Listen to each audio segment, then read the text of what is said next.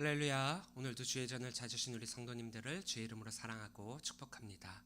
부활절 제2주입니다. 예수 그리스도의 부활의 증인으로서 우리가 이 땅을 살아갈 때에 복음을 이 땅에 선포하고 또한 증인으로서의 온전한 삶을 살아가실 수 있는 우리 귀한 성도님들 되시기를 바랍니다. 다 함께 찬양으로 하나님께 영광 올리도록 하겠습니다.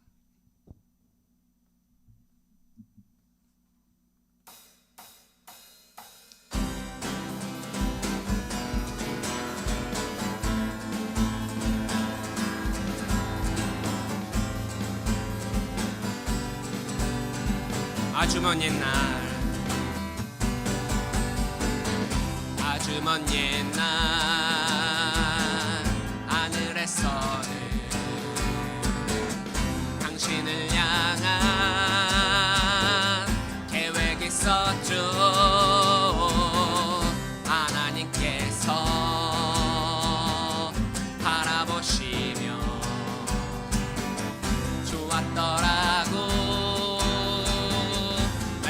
하셨네. 이 세상 그 무엇보다 귀하게 나의 손으로 창조하였노라. 내가 너로 인하여 기뻐하노라. 내가 너를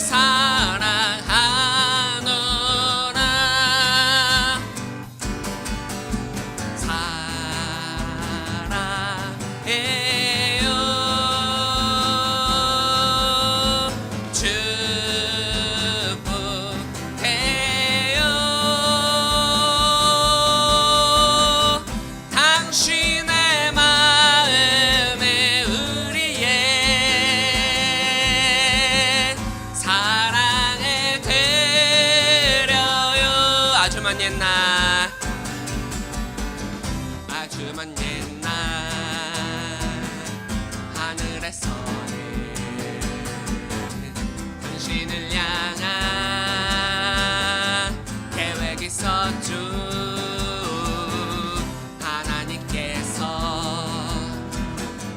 바라보시며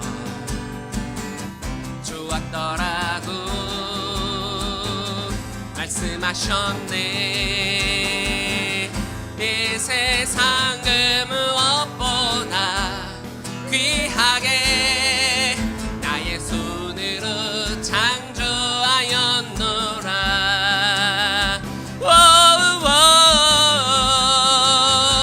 인하여 기뻐하노라. 내가 너를 사랑하노라.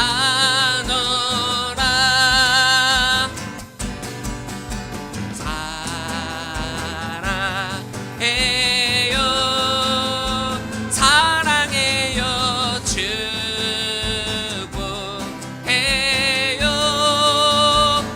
축복해요 당신의 마음에 우리의 사랑을 드려요. 사랑해요 축복해요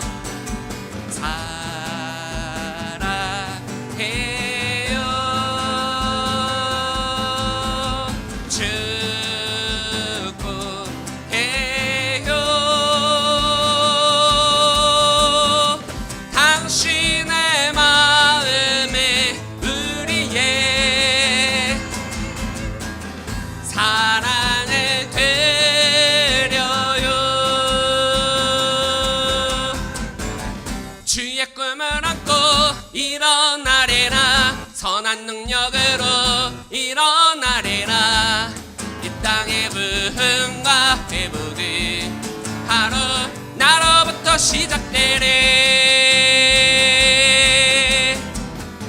저 높은 하늘 위로 밝은 태양 떠오르듯이 나 주저하지 않으리. 어떤 어려움에도 주의 길을 선택하리. 그 가운데로 걸으리.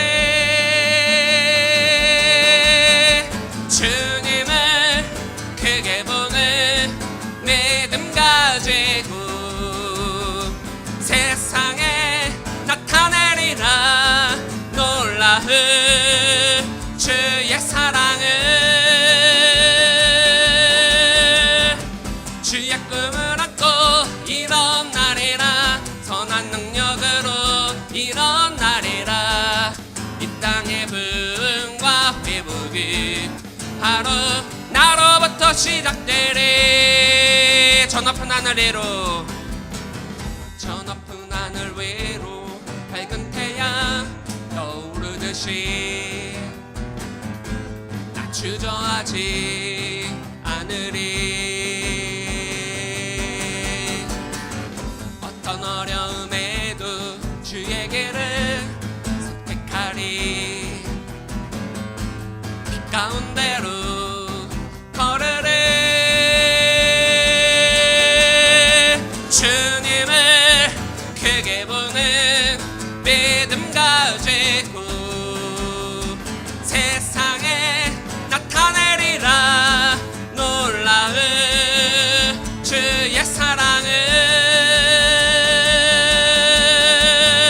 주의 꿈을 안고 일어나리라. 선한 능력으로 일어나리라. 이 땅의 부흥과 회복은 바로 나로부터 시작되리. 주의 꿈을 안고 일어나리라. 선한 능력으로 일어나리라. 이 땅의 부흥과 회복은 바로 나로부터 시작되리. 주의 꿈을 안고 일어나리라. 선한 능력으로 일어나리라. 이 땅의 부흥과 회복은 바로 나로부터 시작되리.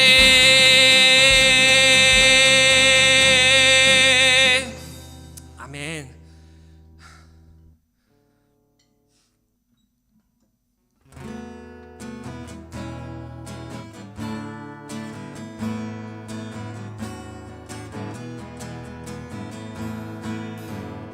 유월절 어린 양의 피로 나의 삶의 문이 열렸네.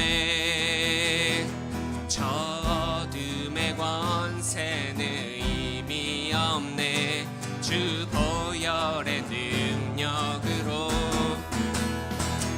원수가 날 정죄할 때에도 난 의롭게 설 수 있네. 난 더 이상 정죄함 없네. 난 주 보혈 아래 있네. 난 주 보혈 아래 있네. 그 피로 내 죄 사했네.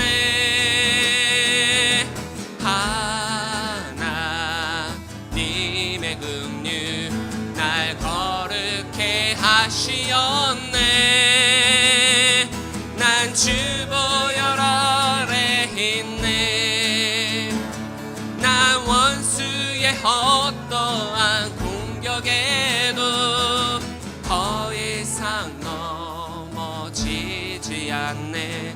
난 주 보혈 아래 있네. 유월절 어린 양의 피로 나의 삶의 문이 열렸네.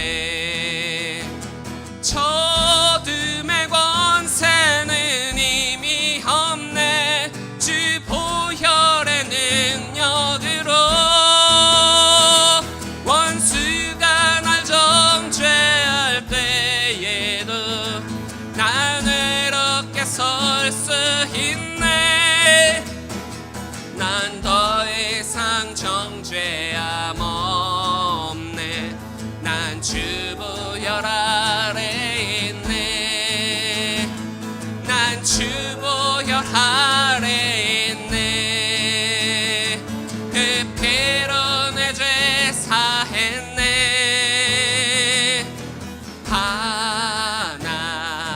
하나님의 긍휼 날 거룩해 하시었네. 난 주 보혈 아래 있네.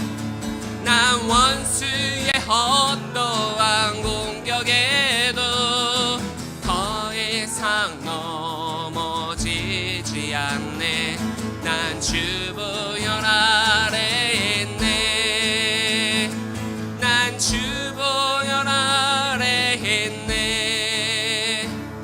그 피로 내 죄 사했네. 하나님의 긍휼 날 거룩해 하시었네. 난 주보혈 아래 있네. 난 원수의 어떠한 공격에도 더 이상 넘어지지 않네. 난 주보혈 아래 있네.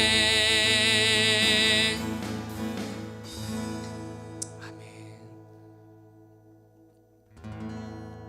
하늘의 문을 여소서. 이곳을 주목하소서.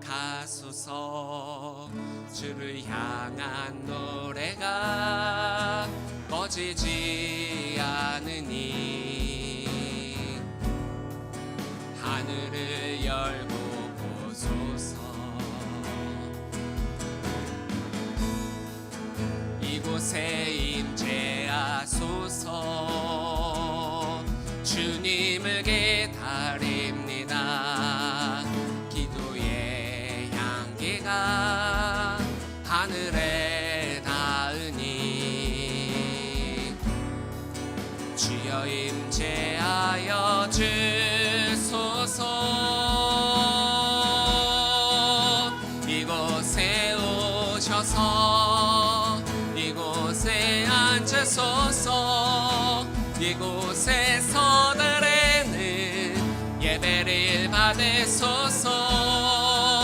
주님의 이름이 주님의 이름만이 오직 주의 이름만 이곳에 있습니다. 이곳에 오셔서 이곳에 앉으소서. 이곳에서 드리는 예배를 받으소서. 주님의 이름이 주님의 이름만이 오직 주의 이름만 이곳에 있습니다.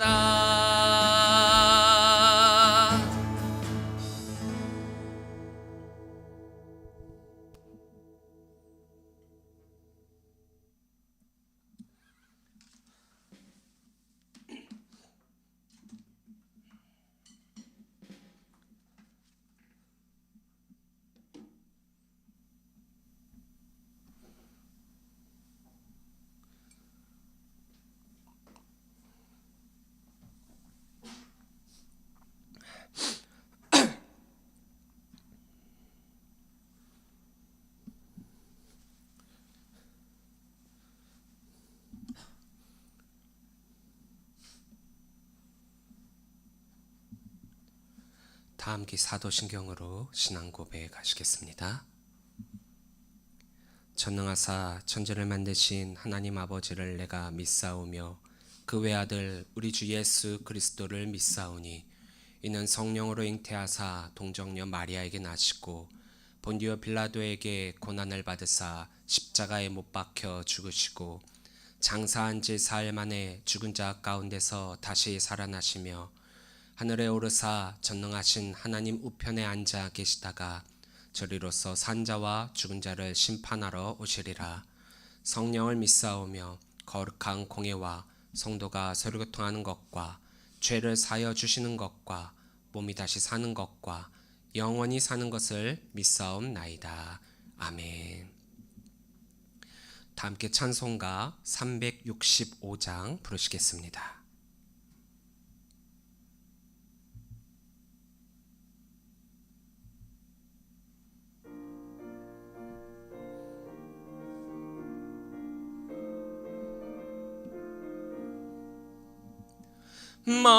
마음속에 근심 있는 사람 주 예수 앞에 달래어라. 슬픈 마음 있을 때라도 주 예수께 아뢰라. 주 예수 앞에 달래어라. 주리의 친구니 무엇이나 근심하지 말고 주 예수께 아뢰라. 눈물 나며 깊은 한숨 쉴 때 주 예수 앞에 달래어라. 은밀한 죄 내게 있더라도 주 예수께 아뢰라. 주 예수 앞에 달래어라. 주리의 친구니 무엇이나 근심하지 말고 주 예수께 아뢰라. 괴로움과 두려움 있을 때 주 예수 앞에 달래어라. 내일 일을 염려하지 말고 주 예수께 아뢰라. 주 예수 앞에 달래어라. 주리의 친구니 무엇이나 근심하지 말고 주 예수께 아뢰라. 죽음 앞에 겁을 내는 자여 주 예수 앞에 달래어라. 하늘나라 바라보는 자여 주 예수께 아뢰라. 주 예수 앞에 달래어라. 주리의 친구니 무엇이나 근심하지 말고 주 예수께 아뢰라.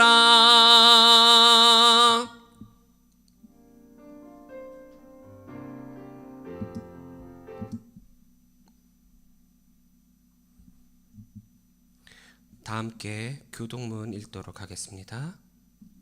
교동문은 4번 시편 5편입니다. 여호와여 나의 말에 귀를 기울이사 나의 심정을 헤아려 주소서.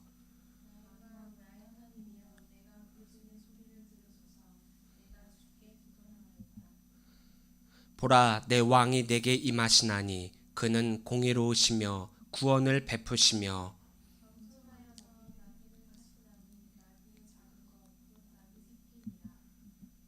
여호와여 아침에 주께서 나의 소리를 들으시리니 아침에 내가 주께 기도하고 바라리이다.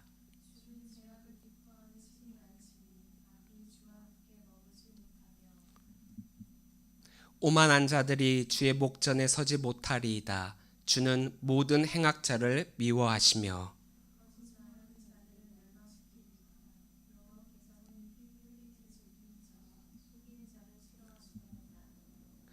오직 나는 주의 풍성한 사랑을 힘입어 주의 집에 들어가 주를 경외함으로 성전을 향하여 예배하리이다.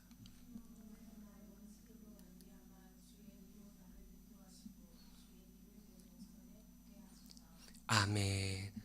다 함께 봉헌 찬양 나의 모습 나의 소유 함께 찬양하시겠습니다.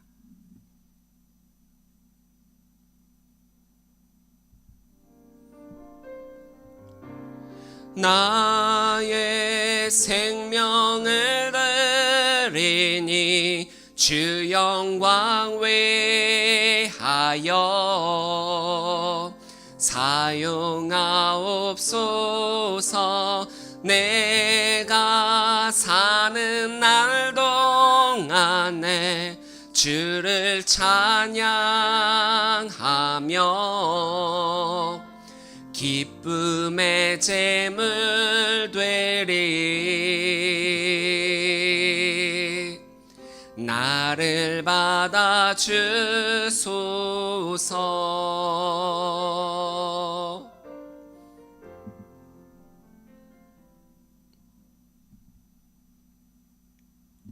다 함께 기도하시겠습니다.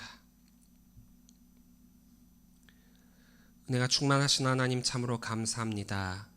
오늘도 주의 전으로 우리를 불러주시고 주님의 말씀으로 우리가 살아갈 수 있도록 하여 주시니 너무나도 감사합니다.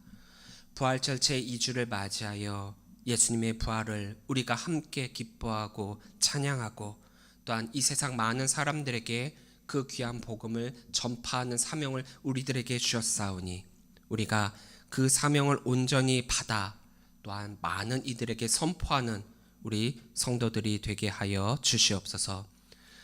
우리들에게 주신 그 귀한 은혜가 나만을 위한 것이 아니라 이 땅 가득 온 영혼들을 위한 주님의 귀한 사랑인 줄 믿습니다. 우리가 그 사랑 안에 거하면서 우리들에게 맡겨진 사역을 잘 감당하여 하나님의 기쁨이 되는 자 되게 하여 주옵소서. 오늘 주님 앞에 예물을 드립니다. 이 예물이 쓰이는 곳마다 하나님의 나라가 확장되게 하여 주시옵시고 하나님께서 뜻하신 바 우리 성도들을 통해 이루어 주시며 또한 주님 앞에 예물 드린 우리 모든 성도들의 손길을 기억하여 주심에 더 큰 감사가 넘쳐날 수 있도록 큰 복 내려 주시옵소서. 오늘의 예배를 오직 주님께로만 드립니다. 주님 홀로 영광 받아 주옵소서. 모든 것 주님께 감사를 드리오며 예수님의 이름으로 기도합니다. 아멘. 교회 소식 전해드리겠습니다. 하나님께서 사랑하시는 예배 자리에 오신 우리 성도님들을 주의 이름으로 사랑하고 축복합니다. 언약교회 예배는 주일 오전 10시 50분부터 찬양으로 함께하고 있습니다. 부활절 제2주입니다. 예수님의 부활의 증인이 되어 세상을 향해 담대함으로 복음을 선포하시는 우리 귀한 성도님들이 되시기를 바랍니다. 봄맞이 커피 전도를 이제 다시 시작을 합니다. 매주 토요일 오후 1시에 우리 교회 앞과 또 아파트 이곳 저곳에서 전도를 하려고 합니다. 이 따뜻한 봄빛, 봄을 맞이하여서 우리가 이 아름다운 생명의 움틈이 그 기지개를 켜듯 우리 언약교회도 이 지경에 움츠러들었던 그 신앙을 기지개를 펴는 귀한 신앙의 때가 되기를 바랍니다. 오늘 우리에게 주신 하나님의 말씀은 사도행전 4장 23절부터 37절 말씀입니다. 사도행전 4장 23절부터 37절 말씀입니다. 함께 한 목소리로 읽도록 하겠습니다. 사도들이 노임에 그 동료에게 가서 제사장들과 장로들의 말을 다 알리니 그들이 듣고 한 마음으로 하나님께 소리를 높여 이르되 대주제여 천지와 바다와 그 가운데 만물을 지은 이시요 또 주의 종 우리 조상 다윗의 입을 통하여 성령으로 말씀하시기를 어찌하여 열방이 분노하며 족속들이 허사를 경영하였는고 세상의 군왕들이 나서며 관리들이 함께 모여 주와 그의 그리스도를 대적하도다 하신 이로소이다. 과연 헤롯과 본디오 빌라도는 이방인과 이스라엘 백성과 합세하여 하나님께서 기름 부으신 거룩한 종 예수를 거슬러 하나님의 권능과 뜻대로 이루려고 예정하신 것을 행하려고 이 성에 모였나이다. 주여 이제도 그들의 위협함을 굽어보시옵고 또 종들로 하여금 담대히 하나님의 말씀을 전하게 하여 주시오며 손을 내밀어 병을 낫게 하시옵고 표적과 기사가 거룩한 종 예수의 이름으로 이루어지게 하옵소서 하더라. 빌기를 다음에 모인 곳이 진동하더니 무리가 다 성령이 충만하여 담대히 하나님의 말씀을 전하니라. 믿는 무리가 한 마음과 한 뜻이 되어 모든 물건을 서로 통용하고 자기 재물을 조금이라도 자기 것이라 하는 이가 하나도 없더라. 사도들이 큰 권능으로 주 예수의 부활을 증언하니 무리가 큰 은혜를 받아 그 중에 가난한 사람이 없으니 이는 밭과 집 있는 자는 팔아 그 판 것의 값을 가져다가 사도들의 발 앞에 두매 그들이 각 사람의 필요를 따라 나누어 줌이라. 그브로에서 난 레위족 사람이 있으니 이름은 요셉이라. 사도들이 일컬어 바나바라 번역하면 위로의 아들이라 하니 그가 밭이 있음에 팔아 그 값을 가지고 사도들의 발 앞에 두니라. 아멘. 할렐루야. 오늘도 주의 잔을 찾으신 우리 성도님들을 주의 이름으로 사랑하고 축복합니다. 유대 종교 지도자들이 베드로와 요한을 형벌에 처하려고 갖은 노력을 했지만 세상의 눈치와 또 다른 사람들의 시선에 더 큰 관심과 두려움을 가지고 있었던 까닭에 결국에는 이들을 놓아주게 되죠. 왜냐? 사도들이 일으켰던 이적과 또 많은 사람들이 하나님께 영광 돌린 그것을 무시할 수 없었기 때문입니다. 하지만 그냥 놓아준 것이 아니라 이들을 놓아주면서 위협을 하게 되죠. 그들을 잡아들인 일련의 사태였던 이 이적들에 대해서 더 이상 소문이 나지 않도록 해야 할 것이며 또 더 이상 예수 그리스도의 이름으로 복음을 전하지 못하도록 위협을 하고 놓아주게 됩니다. 21절입니다. 관리들이 백성들 때문에 그들을 어떻게 처벌할지 방법을 찾지 못하고 다시 위협하여 놓아주었으니 이는 모든 사람이 그 된 일을 보고 하나님께 영광을 돌림이라. 자, 이 모든 사건들이 하나님에 의한 하나님께서 일으키신 이적이었음에도 불구하고 유대 종교 지도자들은 그 하나님을 두려워한 것이 아니라 사람들의 시선을 두려워해서 이 사도들을 놓아주었다라고 했죠. 베드로와 요한의 확실한 증거를 그들은 보았습니다. 증인들의 증언도 들었습니다. 하지만 그들은 믿지 않았고 도리어 이 복음 전파함을 방해하려고 무단히 애를 썼죠. 사람들은 아무리 참되고 많은 증거가 있어도 복음을 싫어하고 믿기를 거부합니다. 당연하다면 당연한 말씀이겠죠. 왜냐? 어두운 빛을 싫어하게 되어 있습니다. 어둠은 빛에 의해 그 존재가 없어지기 때문에 자신들의 존재가 들키지 않도록, 드러나지 않도록 없애지는 것을 바라지 않기 때문에 빛인 그 복음 자체를 받아들이려 하지 않는 것입니다. 그렇게 적대적인 이 세상에서 복음을 전한다라고 하는 것은 결코 쉬운 일이 아닙니다. 쉬운 일이 아니기 때문에 우리들에게 주어진 사명이고 또 어렵기 때문에 결코 포기해서는 안 되는 것이 바로 이 사역입니다. 그렇게 복음을 전한다는 가장 큰 목표와 전제 아래에 어떻게 복음을 전해야 하나, 이것이 바로 우리 성도들에게 맡겨진 숙제이기도 합니다. 우리가 복음을 전하다 보면 어려움 그 이상의 고난을 겪기도 합니다.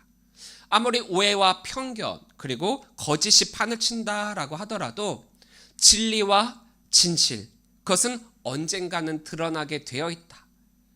우리는 이 말을 많이 하고 있죠. 그러니까 진실은 결코 감추어질 수 없다라는 말이기도 합니다. 맞습니다. 진리와 진실은 언젠가는 반드시 드러나게 되어 있습니다. 근데 문제는 뭐냐? 이 진실이 드러나기 전까지, 확인되기까지 수많은 아픔과 오해로 인해서 나의 몸과 마음은 너덜너덜해지기 시작했다라는 거죠. 저도 목회를 하다 보니까 저의 목회를 막는 각종 사탄의 방해와 또 오해, 시기, 또 억울한 일들을 맞이하게 되더라고요. 어찌 보면 믿는 자로서, 목사로서 또 당연한 반대이자 반응이라고 할 수 있는 그런 것들입니다. 하지만 제가 아직 목사이기는 하지만 믿음이 크지 않고 또 성령이 넘치는 목사가 아니어서 그런지 찌르면 아프고 또 오해를 사면 억울하더라고요. 처음에는 어쩔 수 없다라는 마음으로 그 모든 것들을 받아들였어요. 찌르면 찔리고 부으면 받아들일 수밖에 없는 거였죠. 하지만 시간이 지날수록 어느 정도 유도리 있게 대처하지 않고 그냥 주어지는 모든 그런 상황에 받아들이기만 한다라고 하면 회복하는 속도보다 다치고 망가지는 속도가 더 빨라지더라고요. 곰곰이 생각해 봤습니다. 제가 목회자니까 무조건적으로 그냥 당해야만 하는가? 참고 받아들이고 인내하고 언젠가는 알아주겠거니라고 하고 기다려야 하는가? 근데 답은 의외로 간단하더라고요. 간단하지만 간단하게 생각하지 못했다라는 점이 나중에 깨닫게 되어진 진리였기 때문입니다. 세상이 복음에 긍정적이었던 적은 단 한 번도 없습니다. 세상이 복음을 듣고 그것을 순순히 받아들였던 적은 단 한 번도 없습니다. 늘 복음에 반대하고 위협을 했죠. 세상의 교회를 향해 그렇게 한다라는 것은 그럴 수 있겠지. 왜냐? 그들은 진리가 진림을 모르니까요. 그럴 수 있다라고 칩시다. 그런데 세상이 아닌 같은 복음 안에 있는 교회로부터 혹은 같은 성도로부터 그러한 위협이 올 때도 있다라는 사실을 아십니까? 여러분들의 신앙을 한번 돌이켜 보세요. 여러분들의 교회에서의 삶을 한번 돌이켜 보세요. 여러분들이 힘든 까닭이 어디에 있습니까? 외부에서의 핍박이요? 여러분들이 믿는다라고 해갖고 그것을 공격하는 이단과 또 안티 기독교인들의 공격이요? 아니죠. 여러분들이 힘들어하고 실족하고 또 고민하고 있는 까닭은 그들의 공격이 아니라, 교회 밖으로부터의 공격이 아니라 바로 내부로부터의 도전입니다. 뭔가 좀 이상하지 않습니까? 교회 내에서 도리어 더 큰 상처를 받다니요. 그런데 이건 어찌 보면 또 당연한 걸 수도 있어요. 외부로부터의 공격은 그 공격을 받는 그 사람들을 단합하고 하나가 될 수 있게 만드는 계기가 됩니다. 사탄은 그걸 알았던 거예요. 그래서 외부로부터의 공격은 성도를 무너뜨릴 수 없으니까 도리어 그들과 함께하고 있는 내부의 사람들을 통해서 우리를 공격하고 있다라는 거예요. 교회가 하나됨을 이루지 못하고 성도들 간의 다툼으로 인해 교회가 더 큰 어려움에 빠질 때가 너무나도 많이 있습니다. 정말 우리가 생각하는 상식적이다라고 하는 것들을 빗대어 본다라고 하면은 정말 이해가 안 되는 것들이 참 많죠. 어떻게 성도가 저럴 수 있을까? 어떻게 목사님이 저럴 수 있을까? 어떻게 장로님이 저럴 수 있을까? 그런 모습을 우리가 너무나도 많이 봐요. 교회는 아름답고 깨끗하고 또 아무런 어려움이 없는 그런 공동체여야만 되는데, 우리가 느끼기에 또 우리가 보기에 우리가 경험한 교회는 결코 그렇지는 않다라는 거죠. 하나님의 일을 한다고 하면서도 여기에서도 세상적 가치와 방법을 똑같이 적용하여 교회에 큰 어려움이 닥칠 때 거기에서조차 나의 이득과 이해득실을 따지는 그런 사람들이 있기 때문에 이런 일들이 일어난다라는 거예요.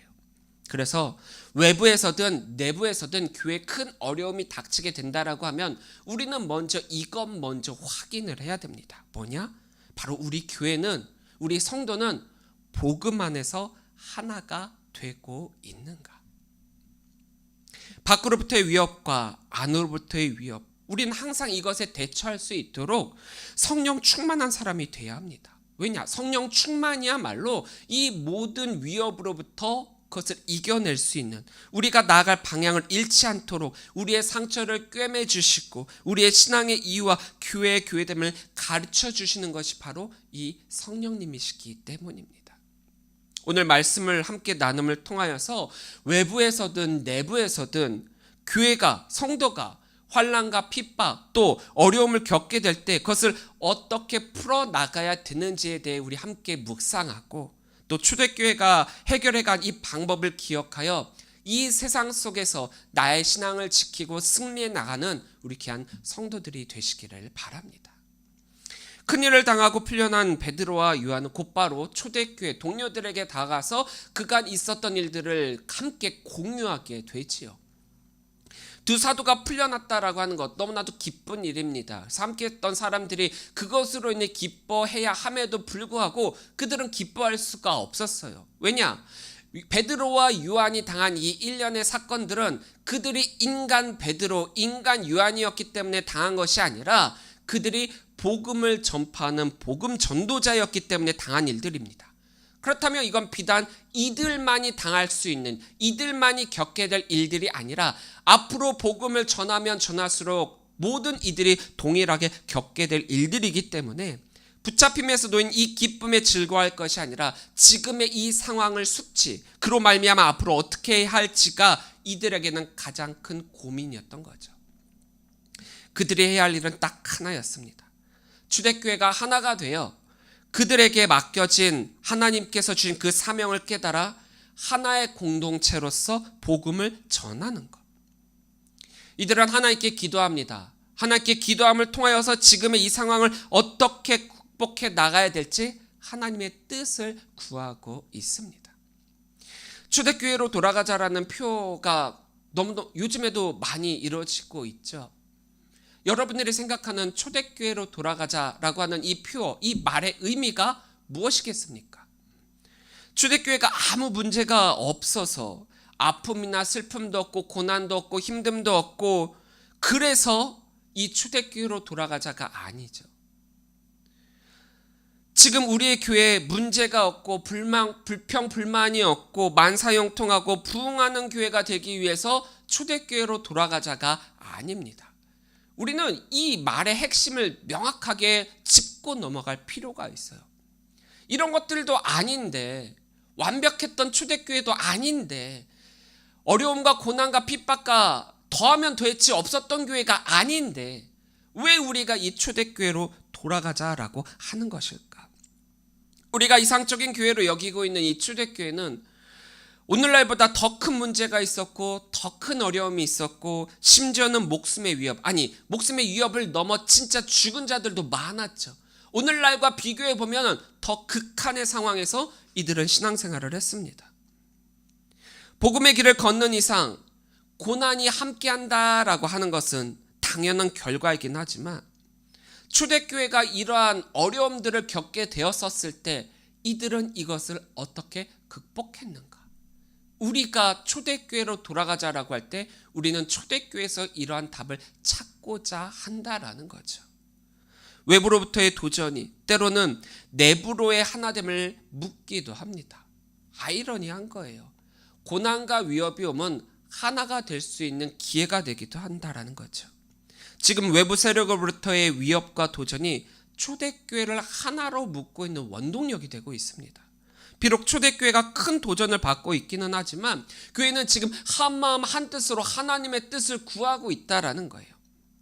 환난과 핍박, 시련이 올 때 교회는, 성도는 좌절하거나 넘어지고 실망하고 포기하는 것이 아니라 하나님께 그 뜻을 구하고 찾아야 된다라는 거죠.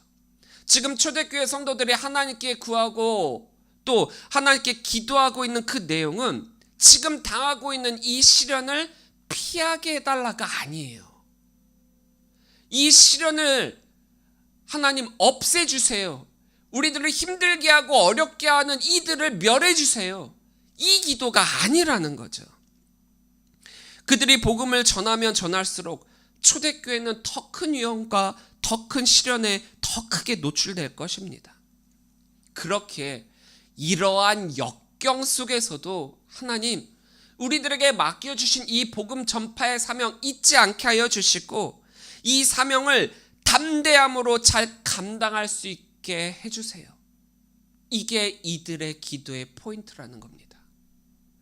그런데 오늘날 대부분의 성도들은 환난이나 핍박이나 어려움이나 또 나를 너무나도 힘들게 하는 이들의 시련이 올 때 두 가지를 묻고 또 그 두 가지에 의해 좌절하고 실망하기도 합니다. 하나는 왜 나에게 이런 시련이 오는 것일까? 왜 나에게 이런 어려움이 오는 것일까? 이유가 무엇인가? 이것에 대해 이유가 있는가? 무엇이 잘못됐는가? 이것에 대한 질문을 먼저 던지고 있고요. 또 하나는 이러한 환난이나 핍박, 어려움, 고난 등에 대해서 하나님 나에게 이런 것들은 필요하지 않아요. 그러니까 나에게서 이것을 걷어가 주세요. 내가 이런 것들에 힘들어하지 않게 해주세요. 이 모든 것들을 나에게서 없애달라는 기도를 합니다. 보통 힘듦이 오면 이 두 가지 기도를 해요. 어떤 큰일을 당하게 됐을 때 이렇게 합니다. 그래서 하나님께 열심히 기도하죠. 간절히 기도하죠. 또 이 기도가 너무 내 삶에 있어서 너무나도 이루어지기를 바란다라고 하면 금식까지 하며 기도를 합니다. 저도 이렇게 기도했어요. 저도 이런 기도 참 많이 했어요. 또 그것이 맞는 기도인 줄 알았고요. 물론 이 기도 자체가 틀렸다라는 건 아닙니다. 기도를 하고 하나님의 뜻을 구하는 건 맞아요. 완전히 잘못된 건 아닌데 방향을 조금 다르게 봐야 할 필요가 있다라는 거죠. 이 기도의 핵심이라고 여길 수 있는 그 중심을 가만히 잘 살펴보면 기도는 하나님께 있음에도 불구하고 그 중심이 나에게 초점이 맞춰져 있다라는 거예요. 기도를 하다 보면 나의 현 상황, 지금 내가 이 기도를 하게 되는 이유에 대해서 하나님께 아뢰고 있잖아요. 그러면은 이 상황을 보고하는 것으로만 그쳐야 되는데 그것의 해결 방법까지 내가 하나님께 요구하고 있는 거죠. 하나님, 저는 이런 상황이에요. 하나님이 해결해 주세요. 이게 아니라 하나님, 나 이런 상황이에요. 하나님, 그러니까 이렇게 해주세요. 내가 이미 문제와 답을 정하고 하나님께 기도하고 있다라는 거죠. 이렇게 해달라, 저렇게 해달라. 목적 자체가 나의 바람대로 이루어 주옵소서. 우리는 기도의 목적을 잘 알고 있습니다. 예수님께서 겟세마네 동산에서 기도하셨듯 하나님, 아버지, 내가 무엇을 해야 할지 너무나도 잘 알고 있습니다. 내가 이 땅에 온 목적 너무나도 잘 압니다. 하지만 저도 인간이기에 너무나도 힘듭니다. 너무나도 아픕니다. 그래서 나의 바람은 저에게 맡겨진 이 사역, 이 잔을 피하는 겁니다. 하지만 나의 바람대로가 아니라 아버지의 뜻대로 하옵소서. 예수님조차도 이렇게 기도하셨어요. 인간의 몸을 입고 있기에 얼마나 힘드셨겠습니까? 죽기까지 당하셨던 고난, 우리 상상 이상의 것이죠. 온몸의 피, 진이 다 빠질 때까지 죽는 십자가의 처형, 즉사보다 너무나도 괴로운 죽음이죠. 그럼에도 불구하고 나의 바람이 이루어져야만 이 기도가 맞는 것이고, 또 이루어지지 않으면 실족하고 좌절하고 하나님을 원망하게 되는 우리의 그 기도의 방향성이 잘못됐다라는 거죠. 기도의 목적은 우리의 뜻을 이루는 것이 아니라 하나님의 뜻을 이루는 것이 목적입니다.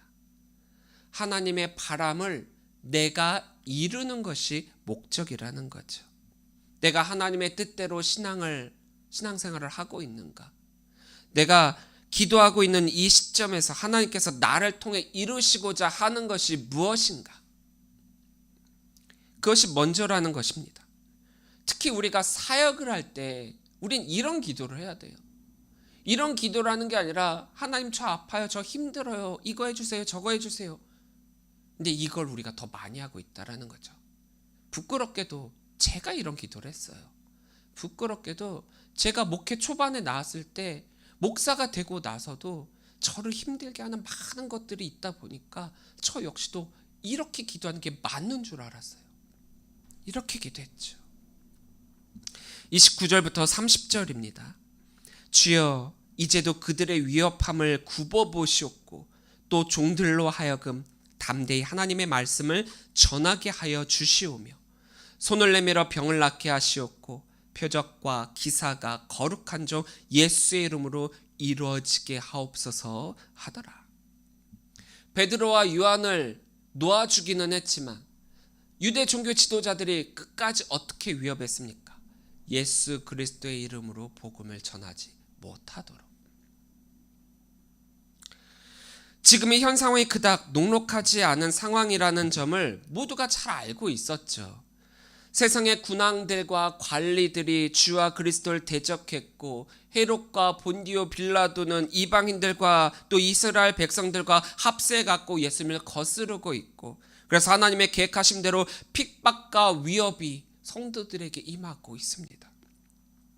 복음을 전한다라고 하는 것은 이러한 세상과 대적한다라는 의미고 세상과 반대의 길을 걷는 것이고, 그렇게 이러한 위협은 당연한 것이겠죠. 그것을 그들은 알았습니다. 그러니까 이러한 위협과 고난에서 벗어나는 것이 그들의 기도의 목적이 아니라 하나님의 뜻이 아니라는 것을 그들이 너무나도 잘 알고 있으니까 그들은 이 위협에서 벗어나게 해주십시오라고 기도한 게 아니라 그들의 핵심은 나에게 맡겨진 복음 전파의 사역을 담대하게 전할 수 있도록 하여 주옵소서. 이들이 지금 무엇을 하다가 이러한 고난과 위협에 놓였습니까? 바로 복음을 전하다입니다. 바로 하나님의 말씀을 선포하다입니다. 복음이 잘못됐습니까? 하나님의 말씀이 잘못됐습니까? 이것은 변함없는 진리죠. 변함없는 진리를 선포하는 것을 포기할 게 아니라 계속해야죠. 만약 포기한다면 이런 환난과 핍박과 고난과 어려움에서 이들이 벗어날 수 있을 거예요. 그런 기도를 한다. 그것을 벗어날 수 있는 가장 큰 방법은 그들이 말하는 대로 안 하면 돼요. 사실 교회 오래 다니는 분들 중에 상처 하나 안 입고 다니는 분들 꽤 많아요. 그런데 누가 상처를 받냐? 열심히 신앙생활하고요, 열심히 봉사하고요, 내 시간, 내 돈, 내 재능 다 쪼개고 아끼고 교회에 매달려 있는 분들이 큰 상처를 받아요. 상처를 안 받으려면요, 그냥 교회 왔다 갔다 내가 필요한 것만 하고 남들이 원하는 거 안 하고 그냥 그렇게 다니면 상처받을 일도 없어요. 근데 왜 힘드냐? 열심히 하니까 힘든 거예요. 제대로 믿으니까 힘든 거예요. 복음을 전하는 것, 복음을 선포하는 것, 그것을 계속하면 결국 고난과 핍박과 어려움에서 벗어나는 것이 아니라 그 속에서 살 수밖에 없는 것이 성도라는 거예요. 결국 무엇이 성도로서의 삶인지 이들은 너무나도 잘 알고 있었습니다. 이 사건이 일회성으로 그칠 게 아니라 앞으로 자기들의 미래를 바꿔놓을 거라는 것도 너무나도 잘 알고 있었습니다. 근데 그런 선택의 기로에 서게 됐을 때 나의 믿음이 연약해서 나의 신앙이 너무나도 연약해갖고 선택할 수 있는 기회가 주어진다라고 할 때 내가 잘못된 선택을 할까봐, 내가 이 고난을 피해가고자 하는 길을 선택할까봐 이들은 이렇게 기도하는 거죠. 담대히 하나님의 말씀을 선포케 하여 주옵소서. 예수 그리스도의 이름으로 표적과 기사가 이루어지게 하옵소서. 이들의 기도의 핵심이 여기에 있다라는 거예요. 이것이 바로 복음을 선포하고 전하는 사역자의 기도인 것입니다. 여러분들 어떻게 생각하세요? 나의 모습, 나의 삶, 나의 신앙, 나의 믿음 한번 돌이켜 보시기 바랍니다. 힘든 것이 힘들지 않다가 아니에요. 아픈 것이 아프지 않다가 아닙니다. 어려운 것이 어렵지 않다가 아니에요. 힘들고요, 아프고요, 어려워요. 그것까지 부정하라는 게 아닙니다. 거기까지는 하나님께 우리가 내 상황을 알면서 내가 이렇게 아픕니다 알릴 수 있어요. 이거 안 알리면 물론 하나님은 다 아세요. 근데 그게 아니라 내가 그것들을 아프기만 하고 힘들기만 하고 어렵기만 한 것을 표현을 안 하고 안 한다? 사람들은 더 하더라고요. 그런데 그걸 사람들에게 표현하라는 것이 아니라 하나님께 표현하고 하나님께 아뢰면 그 부분은 하나님께서 어루만져 주실 것이기 때문에 우리가 해야 할 일은 일단 하나님께 나의 상황을 아뢰요. 그리고 하나님이 나를 사용하여 주셔서 나에게 맡겨진 복음 선포의 사명, 그것을 세상을 향해 담대히 외칠 수 있게 해달라. 이게 초대교회 사도들의 기도였다라는 겁니다. 그런데 놀라운 것은요, 이 기도가 이때만 있었던 게 아니라는 거예요. 우리가 너무나도 잘 알고 있는 시편의 노래, 우리는 시편을 노래라고 표현을 하지만 시편을 엄밀히 보면은 거기에는 고통이 담겨져 있고 슬픔이 담겨져 있고 아픔이 담겨져 있어요. 누구의? 그 시편을 가장 많이 지었던 다윗의. 근데 다윗의 시편을 우리가 가만히 보잖아요. 앞에는요, 이걸로 인해 힘들고요, 이걸로 인해 너무나도 억울하고요, 이걸로 인해 너무나도 좌절스럽습니다. 자신의 상황에 대해서 하나님께 아뢰는 시를 쓰고 있어요. 근데 그걸로만 딱 끝났다 그러면 세상 사람들과 똑같겠죠. 근데 그 뒤가 더 중요해요. 이런 어려움이 있었음에도 불구하고 하나님이 나를 보호해 주시고 나와 함께 해주시고 나를 이끌어 주시고 나를 승리케 해주실 것을 믿습니다. 고로 하나님을 찬양합니다. 이게 다윗의 시편이에요. 내용을 잘 생각해 보세요. 이 사도들의 기도와 무엇이 다릅니까? 우린 너무나도 잘 알고 있고 너무나도 많이 익히고 있지만, 많이 듣는 기도이지만 우리가 그런 기도를 못하고 있다라는 거죠. 나의 바람과 원함의 기도가 아니라 복음을 전함으로 인해 이러한 일들이 생기더라도 더욱 담대함으로 복음을 전할 수 있게 해달라. 이게 정답 기도예요. 31절입니다. 빌기를 다음에 모인 곳이 진동하더니 무리가 다 성령이 충만하여 담대히 하나님의 말씀을 전하니라. 사도들이 기도한 대로 그들은 담대하게 하나님의 말씀을 전할 수 있도록 성령 충만하게 됩니다. 이미 마가의 다락방에서 성령의 임재를 경험한 이들이었죠. 이들은 성령과 함께하는 사람들이었어요. 이미 성령의 사람들입니다. 그럼에도 불구하고 또 이렇게 기도하고 또 이렇게 성령을 또 받았다. 이것이 바로 우리가 어떻게 신앙생활을 해야 될지에 대한 본을 보여주고 있다는 거죠. 성령은 일회성으로 끝나는 게 아닙니다. 성령을 받았다라고 해갖고 그 이후에 나의 신앙과 모습이, 믿음이 다 옳은 게 아니라는 거예요. 성령이 내 안에 내주하고 계시다라고 하더라도 우리는 끊임없이 사탄의 도전을 받고 사탄이 성령의 내주함 사이에서 갈등하고 고민하고 선택하도록 우리를 유혹하고 있다라는 거예요.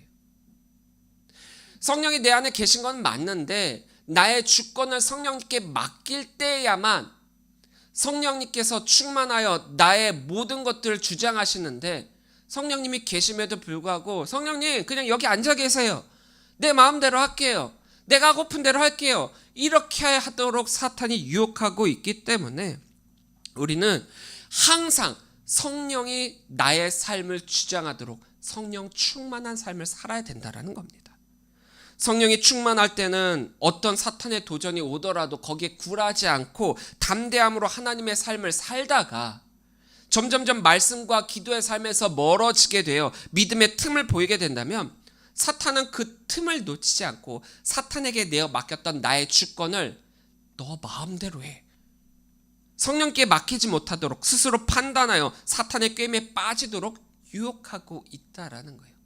안타깝게도 성령을 받았던 분들 중에서도 그래서 더 힘들게 하는 분들이 많다라는 거죠. 아니 왜 목사님인데, 아니 왜 장로님인데 왜 저러는 걸까? 답은 여기에 있는 거예요. 아무리 성령을 받았어도 성령 충만한 삶을 살지 않는 이들은 사탄은 어느 때고 그 틈을 비집고 들어온다라는 거. 더군다나 이것은 어느 한 시점에 시작하고 끝나고가 아니라 계속해서 진행 중인 ing, 진행형이라는 것을 우리는 잊지 말아야 합니다. 그렇게 우리가 기도와 또 찬양을 멈추는 그 순간 성령 충만이 끊어지게 되어 있어요. 성령이 가득했던 사도들이 또다시 성령 충만함으로 재무장하게 된 이유가 바로 여기에 있습니다. 그 성령 충만으로 그들은 담대히 복음을 전하게 된 것입니다.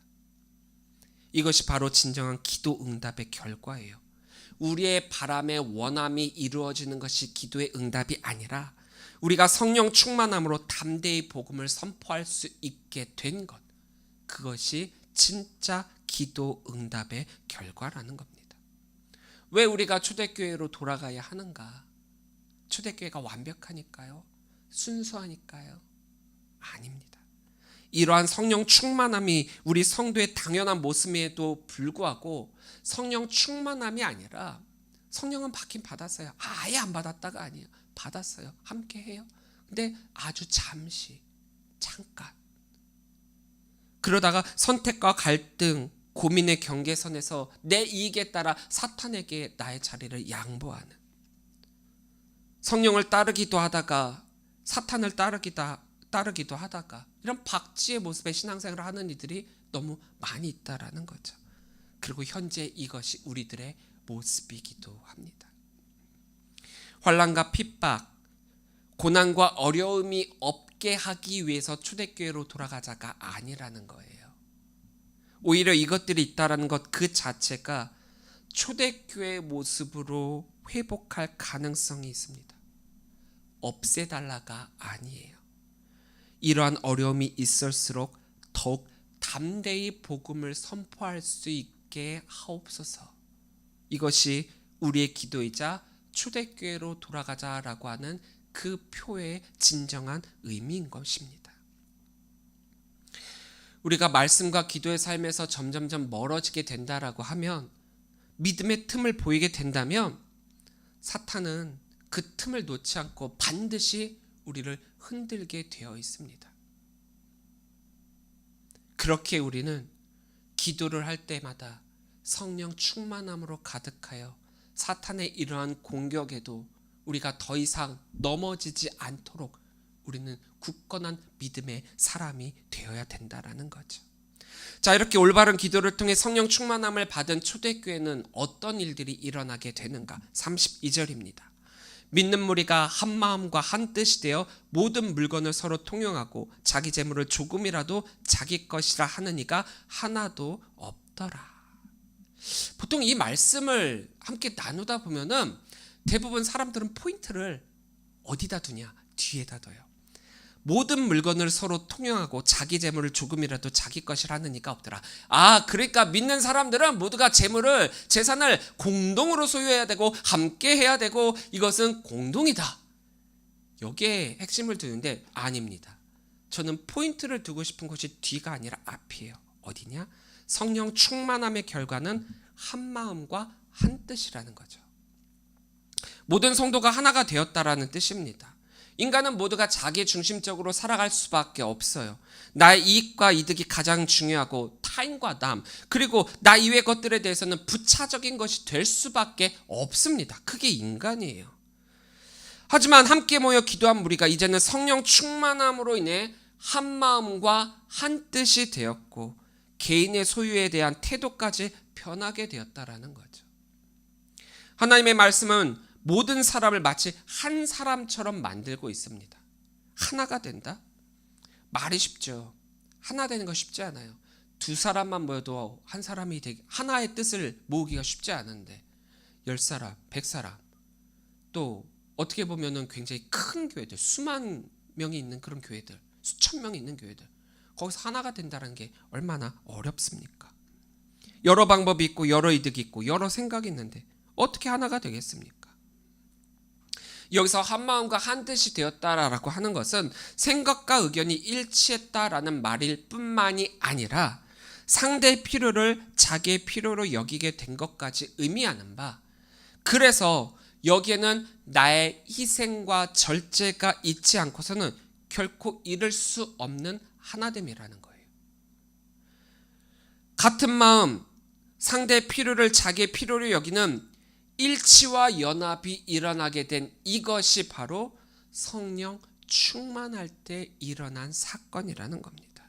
그래서 교회에서의 하나됨이란 성령 안에서 내가 아프니까 너도 아프구나, 내가 필요한 것처럼 너도 필요하구나, 내가 이루고 싶은 것처럼 너도 그렇구나, 내 입장에서 나만을 생각하는 것이 아니라 상대방도 나와 같다라는, 나만을 생각하는 게 아니라 상대방과 함께 같은 것을 바라고 같은 곳을 바라보는 것, 그런 하나됨이라는 거죠. 그래서 결국 교회에서의 하나됨이란 하나님만을 바라보며 하나님의 뜻을 이루기 위해 성도들이 함께 이루어가는 것. 다시 원점으로 돌아오죠. 바로 진짜 우리가 해야 할 것, 복음을 선포하는 것. 이것만 잊어버리지 않으면, 여기에만 흔들리지 않으면 우리는 분열할 수도 없고 다툴 수도 없고 어려움에, 그 서로 싸우는 어려움에 처하지 않게 된다라는 거예요. 결국 우리의 사명이자 하나님의 뜻인 이 복음의 선포, 그것을 이루기 위해 우리는 성령 충만함이 장착되어야 합니다. 이러한 성령 충만함에 장착된 초대교회는 그 어떤 환난이나 어려움이나 도전이나 핍박이나 두려움이 있더라도 다 이겨내고 담대함으로 복음을 선포했었던 것이 아닙니까? 모든 교회는 초대교회의 이러한 모습을 본받고 또 이러한 모습으로 지내야만 합니다. 가장 중요한 핵심인 복음에 집중하여 하나님의 뜻인 복음만을 온 세계에 선포하는 것. 하나님께서 우리 교회를 통해 이루시고자 하는 것은 딱 하나, 그거라는 거예요. 물론 성도가 많고 교회가 크고 시설이 잘 되어 있고 뭐 교육이나 행사나 여러 가지를 잘 짜여져 갖고 할 수 있는 그런 교회가 좋은 교회일 수도 있겠지만, 진짜 좋고 진짜 건강한 교회는 성령 충만하여 하나님의 뜻대로 복음을 담대히 선포하는 교회라는 거예요. 하나의 마음으로 하나님의 말씀으로 이 세상에 담대히 나가 복음을 선포하는 우리가 되어야 합니다. 그것이 우리에게 맡겨진 하나님의 뜻이요, 우리가 이 세상을 살아갈 단 하나의 이유입니다. 하나님께서 우리를 통해 이루실 그 놀라운 일들을 기대하고 소망합시다. 교회 안에서 서로가 하나가 되어 서로 사랑하고 위해주고 필요를 채워주고 보듬어주고, 너와 내가 아니라 우리가 되어 우리의 공동체가 되어 하나님의 사명을 온전히 이루어가 담대히 복음을 선포하시는 우리 귀한 성도님들이 되시기를 주의 이름으로 간절히 축원합니다. 기도하시겠습니다.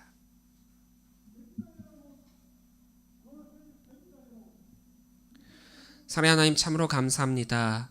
우리 삶의 전부가 되어주시고 그로 인하여 우리를 위해 그 십자가의 고난까지 당하신 주님을 찬양합니다.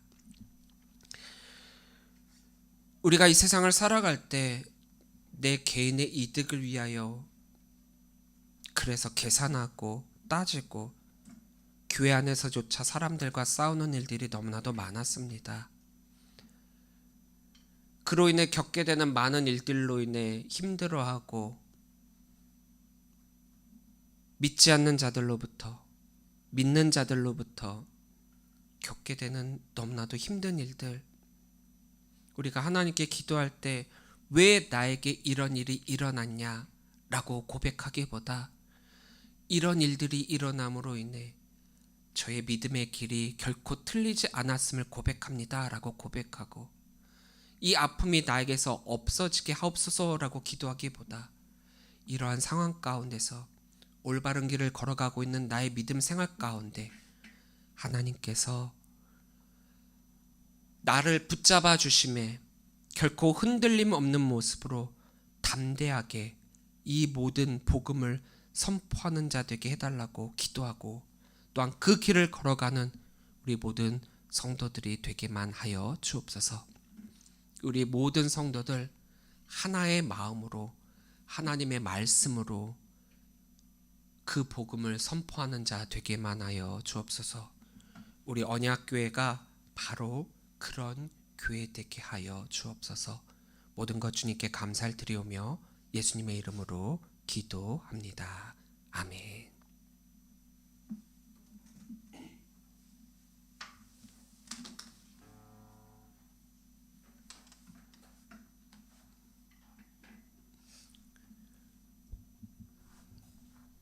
다 함께 결단 찬양 기대 우리 함께 찬양하도록 하겠습니다.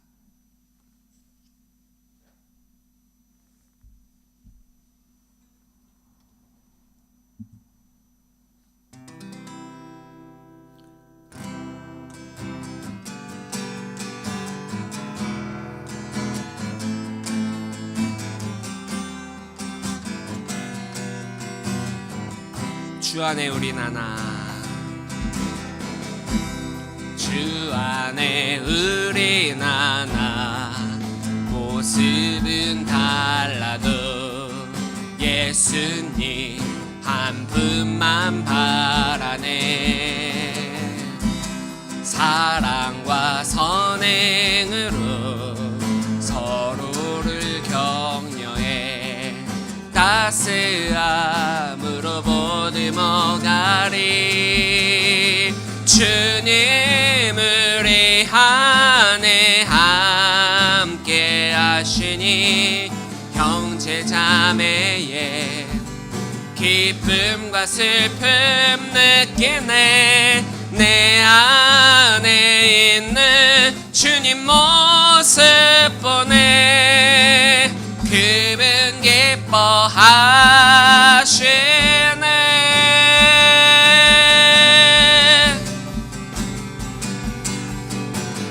주님을 통해 계획하시네. 부족한 입술로 찬양하게 하시네. 주님을 통해 계획하시네. 너를 통해 하실 일 기대해. 주 안에 우린 하나, 주 안에 우린 하나. 모습은 달라도 예수님 한 분만 바라네. 사랑과 선행으로 서로를 격려해. 따스함으로 보듬어가리. 주님 우리 안에 함께 하시니 형제 자매의 기쁨과 슬픔 느끼네. 내 안에 있는 주님 모습 보네. 그분 기뻐하시네.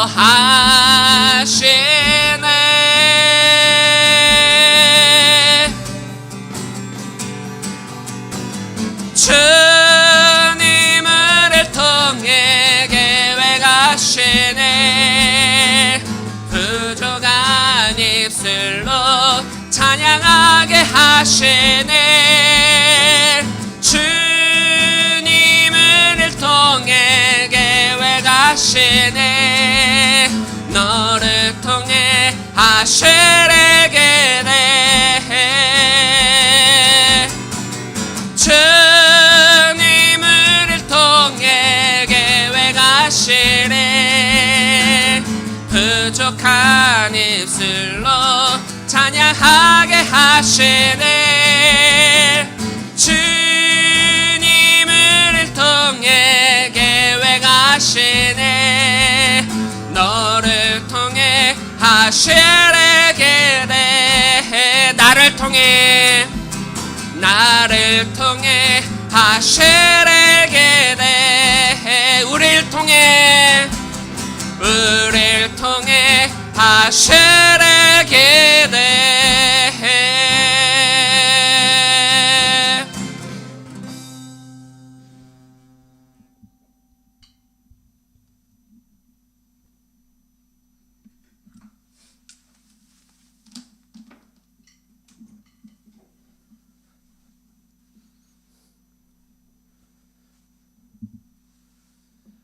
이제는 우리 주 예수 그리스도의 은혜와 무한하신 아버지 하나님의 그 크신 사랑하심과 성령님의 감화감동, 역사, 교통하심이 하나의 마음으로 우리에게 맡겨주신 하나님의 말씀으로 세상에 나아가 담대함으로 복음을 전파하기로 결단한 우리 모든 성도들 머리머리 위에 지금으로부터 영원토록 함께 하시기를 간절히 축원하옵나이다. 아멘.